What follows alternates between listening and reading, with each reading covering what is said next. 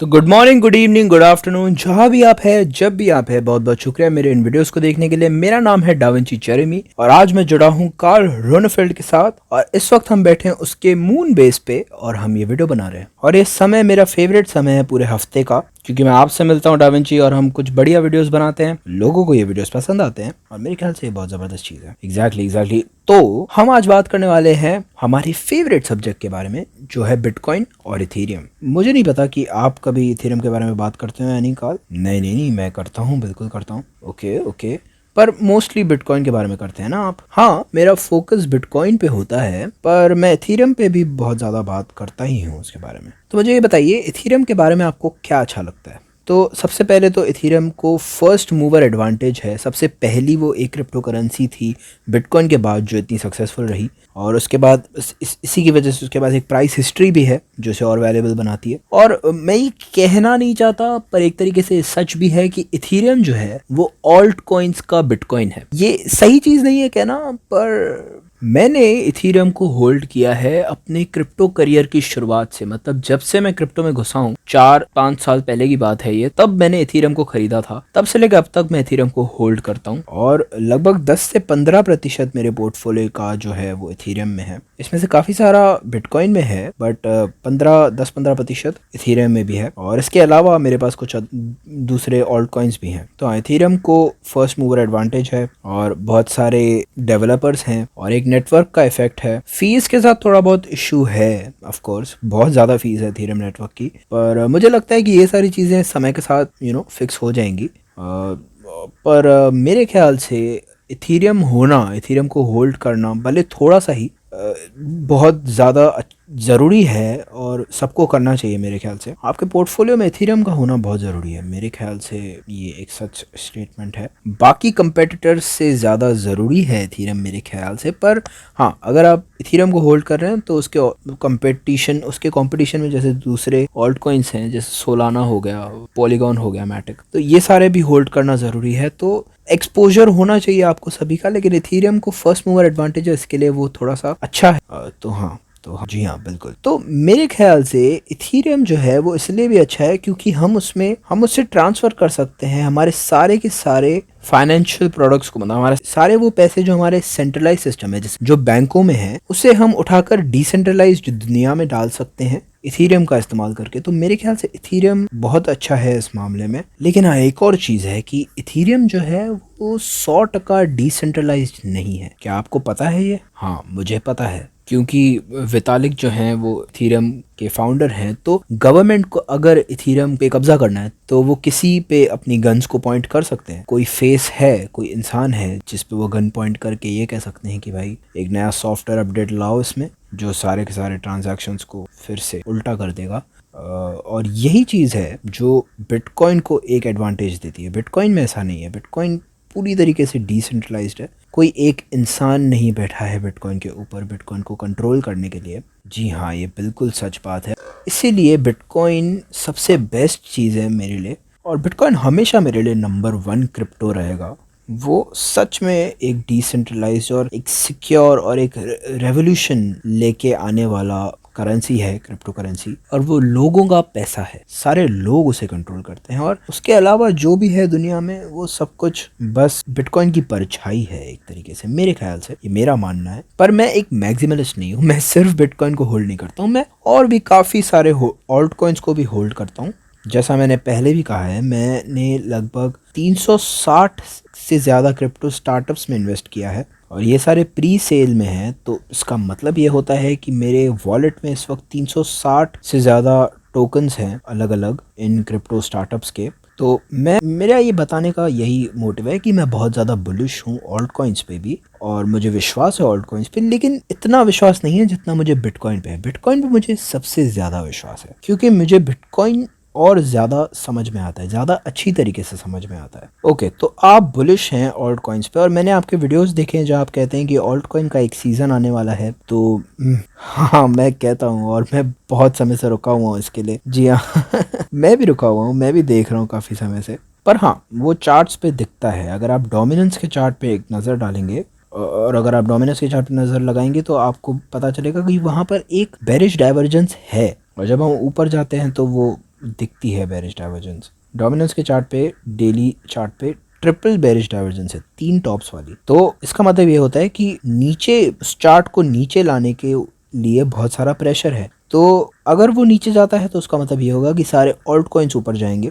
Exactly और मैं भी जब भी बिटकॉइन डोमिनेंस के चार्ट को देखता हूँ तो मुझे ऐसा लगता है कि हम एक बहुत बड़ा ऑल्ट कॉइन सीजन देखने वाले हैं। लेकिन हाँ, वो इस चीज़ पे डिपेंड करता है कि हम उस ज़रूरी सपोर्ट को तोड़ेंगे या नहीं। अगर हम उसे तोड़ते हैं तो हम एक सीज़न देखेंगे। और इसकी वजह से मैं ये कहूँगा कि फ़िलहाल तो हम बिटकॉइन डोमिनेंस पे भी सिर्फ कंसोलिडेट ही कर रहे हैं, ऊपर नीचे करके चल रहे हैं पिछले काफ़ी महीनों से। और अगर हम इसी तरह साइड की तरफ चलते रहे तो ऑल्ट कॉइन्स को कुछ नहीं होगा। और बिटकॉइन भी इस वक्त पूरी तरीके से कंसोलिडेट ही कर रहा है, वो साइड की तरफ ही चल। और दोस्तों, तब तक एक ऑल्ट कॉइन सीज़न हम नहीं देख पाएंगे जब तक बिटकॉइन कम से कम 45,000 की लेवल को तोड़कर ऊपर नहीं चला जाता। हाँ, मैं ये समझता हूँ कि बिटकॉइन को पहले थोड़ा ऊपर जाना पड़ेगा, ऊपर जाने के बाद कंसोलिडेट करना पड़ेगा उसे। उसके बाद लोग बिटकॉइन से बोर होकर थोड़े प्रॉफिट्स कमाएंगे, फिर बोर हो जाएंगे, फिर वो ऑल्ट कॉइन में घुसेंगे, तब हम एक ऑल्ट कॉइन सीजन देखेंगे। मेरे ख्याल से ये होगा, हमेशा से यही होता आया है। तो पहले बिटकॉइन ऊपर जाएगा, ऑल्ट्स में से लोग पैसे निकाल देंगे, ऑल्ट कॉइन्स में से,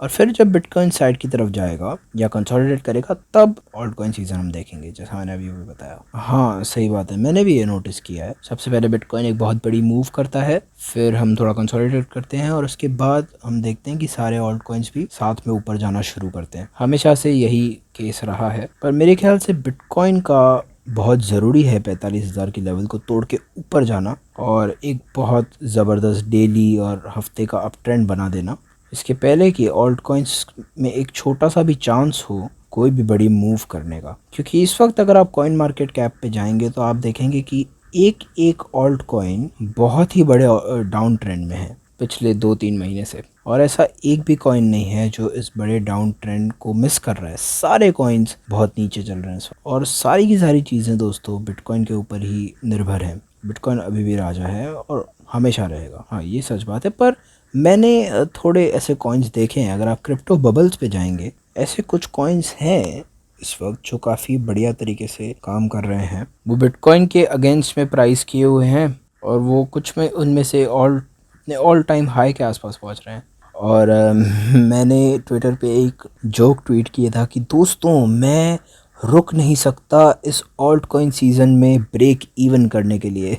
हाँ, मैंने देखा था। बहुत हालत ख़राब है यार इस वक्त, क्योंकि मेरे ख्याल से बहुत सारे लोगों ने ऑल्ट कॉइन्स को ख़रीदा है और अब वो सारे लोग रुके हुए हैं कि कब उस प्राइस तक पहुंचेंगे जिस प्राइस पे उन्होंने खरीदा था और प्राइस नीचे चला गया। तो ब्रेक इवन करने का इंतज़ार कर रहे हैं काफ़ी लोग, और ख़ास करके अगर आप बिटकॉइन के हिसाब से इसे देखें तो। हाँ हाँ हाँ, बिल्कुल। मेरे ख्याल से जो सबसे ज़्यादा जीत रहे हैं इस वक्त वो वही लोग हैं जो बिटकॉइन और क्रिप्टो को 2-3 या 4 सालों से ज़्यादा टाइम से इसे होल्ड कर रहे हैं। आप तो डाविंची 2011 से इसमें हैं, ये एक बहुत बड़ी बात है। लेकिन मेरे लिए भी, मुझे भी ऐसा लगता है कि मैं अब एक ओजी हूँ, क्योंकि 2017 से मैं बिटकॉइन को होल्ड कर रहा हूँ और मैंने बिटकॉइन को बहुत ही लो लेवल्स पर देखा है, उतार चढ़ाव देखे हैं बिटकॉइन में। और मैंने एक्यूमुलेट किया है ना सिर्फ बिटकॉइन को, लेकिन काफ़ी सारे ऑल्ट कॉइन्स को भी और इथेरियम को भी, और काफ़ी सस्ते प्राइसेस पे मैंने इन्हें ख़रीदा था। और ये जो बुल मार्केट हमने देखा था थोड़े समय पहले, उस वक्त मैंने काफ़ी सारे प्रॉफिट्स बनाए थे, मतलब मज़ा आ गया था। तो आपको इसमें क्या करना है, आपको सस्ते में इन्हें ख़रीदना है और फिर महंगा जब ये हो जाता है तब इसे बेचना है। तो जब सभी लोग किसी चीज़ को ख़रीद रहे हैं उस वक्त आपको ध्यान देना है, उस वक्त संभालना है। पर इस वक्त जब सारी चीज़ें डंप कर रही हैं, जब सब नीचे जा रहा है, तो इस वक्त दोस्तों आपको इसे एक डिस्काउंट की नज़र से देखना चाहिए कि आपको डिस्काउंट, सस्ते में ये सारी चीज़ें मिल रही है। मैं ऐसे समय में हमेशा बटोरता रहता हूँ, एक्यूमुलेट करता रहता हूँ। मुझे उस समय ख़रीदना पसंद है जब लोग ध्यान नहीं दे रहे होते हैं। तो इसलिए, क्योंकि ऐसे समय में आप बाकियों को धक्का मार कर साइड नहीं कर रहे हैं किसी अच्छी प्राइस पे ख़रीदने के लिए बिटकॉइन को, आप एक बहुत ही डिसेंट प्राइस पे आराम से ख़रीद रहे हैं। और मेरे ख्याल से ये बहुत ज़रूरी है समझना, क्योंकि जब बिटकॉइन 10 लाख डॉलर की लेवल पे होगा तब ये लोग नहीं सोचेंगे कि आपने 40,000 के लेवल पे ख़रीदा है या 33,000 के लेवल पे, फ़र्क ही नहीं पड़ेगा उस वक्त। तो हाँ, बिल्कुल मैटर नहीं करना है और आपको डॉलर कॉस्ट एवरेज करना रहता है। ये बहुत सही चीज़ रहेगी आपके लिए। 100% वही चीज़ है जो आपको इस्तेमाल करनी चाहिए।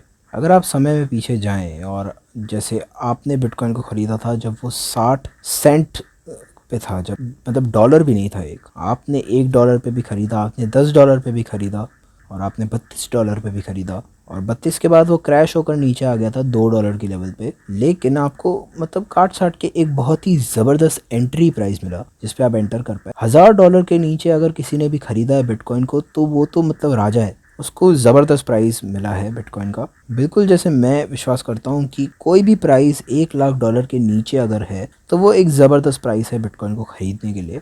तो अक्यूमुलेट कीजिए जितना ज़्यादा हो सके बिटकॉइन को, क्योंकि अगले कुछ सालों में बिटकॉइन $10 लाख की लेवल तक पहुंचने ही वाला है, और वो लगभग 15 से 20 सालों में $60 लाख की लेवल तक पहुंच जाएगा, $6 मिलियन। और मैं तो ये कहूँगा कि शायद 10 मिलियन तक भी पहुंच जाए, $1 करोड़ तक वो पहुंच सकता है। हाँ, संभव तो है, लेकिन हाँ मुझे ऐसा लगता है कि उस समय में US डॉलर जो है वो इतना ज़्यादा रेलेवेंट नहीं रहेगा, उसकी इतनी ज़्यादा वैल्यू नहीं बचेगी, ऐसा मेरा मानना है। जी जी जी, डॉलर तो मर जाएगा तब तक, मेरे ख्याल से डॉलर का इतना कुछ रहेगा ही नहीं। ओके, तो काल आखिरी सवाल मेरा आपके लिए ये है, कौन से ऐसे कॉइन्स हैं जो आप रेकमेंड करना चाहेंगे कि लोग वो खरीदें? क्योंकि बहुत बार ऐसा होता है कि ऐसे लोग आते हैं मेरे पास, हम मुझसे कहते हैं कि यार डाविंची अब तो बहुत लेट हो गया है मेरे लिए बिटकॉइन खरीदने के लिए, तो मुझे कौन सा कॉइन खरीदना चाहिए जो मुझे तुम्हारे जितना अमीर बना देगा?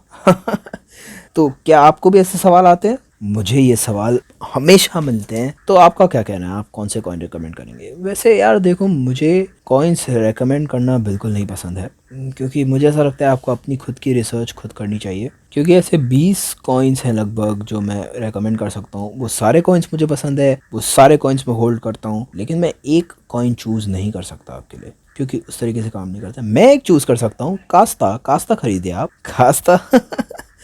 थैंक यू डाविंची यार, थैंक यू। हाँ फॉर श्योर, कास्ता आप खरीद सकते हैं। कास्ता के लिए मैं बहुत ज़्यादा बुलिश हूँ, मुझे कॉन्फिडेंस है कास्ता पे, मैं बहुत ज़्यादा पॉजिटिव हूँ कास्ता के बारे में, क्योंकि हम एक ऐप बना रहे हैं जो बहुत ज़बरदस्त होने वाला है। ये ऐप दुनिया को बदल देगा, क्योंकि इसमें हम जो ट्रांजैक्शन है पैसों की, क्रिप्टो की, उससे आसान बना रहे हैं और फ्री बना रहे हैं सबके लिए। मेरे पास अपना फ़ोन नहीं है, वरना मैं आपको बीटा वर्जन अभी दिखाता था। वो रेडी है, अगले कुछ महीनों में कास्ता का ऐप बाहर आ जाएगा, तो इसलिए अगर आप इसमें इन्वेस्ट करते हैं पैसे तो ये आपको काफ़ी बढ़िया रिटर्न्स दे सकता है। और जैसे ही ऐप लाइव होगा, डाविंची और मैं तो इस ऐप को रोज़ इस्तेमाल करेंगे। और यहाँ पर भी दुबई में जितने मर्चेंट्स हैं, जितने यॉट कंपनीज हैं, जितने सारे लोग हैं, वो सब मुझे कहते हैं कि वो इंटीग्रेट करेंगे ऐप को और इस्तेमाल करेंगे रोज़, क्योंकि यहाँ पर काफ़ी सारे लोगों को क्रिप्टो में पैसे देना पसंद है। यहाँ पे बहुत सारे लोग हैं दुबई में जो क्रिप्टो होल्ड करते हैं और अपने रोज़मर्रा की ज़िंदगी में वो क्रिप्टो का इस्तेमाल करना चाहते हैं, पर वो नहीं कर पाते क्योंकि आसान नहीं है करना। तो कास्ता यही कर रहा है, कास्ता